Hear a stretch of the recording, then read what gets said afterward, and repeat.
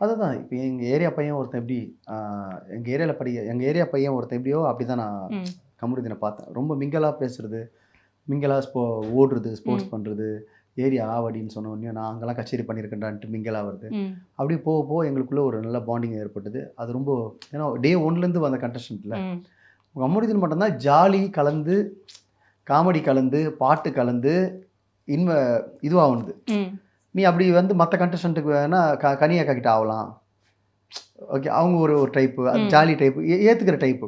Comedy பண்ண அவங்கள கலாச்சா கூட அவங்க ஏற்றுக்குவாங்க. யார் அவங்க எவ்வளோ பெரிய டேரக்டருடைய ஒய்ஃப் அவங்க.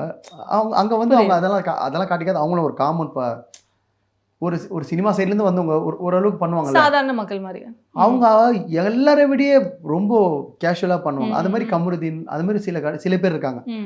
அதில் கமருதீன் வந்து நம்ம கூட ஒரு ஃப்ரெண்டரா, நம்ம ஏரியா புள்ளடா அப்படின்ற மாதிரி ஒரு பாட்டு பாடுவான், ஜிம் பண்ணுறது, ஓடுறது, காமெடி பண்ணுறது, விளையாடுறது.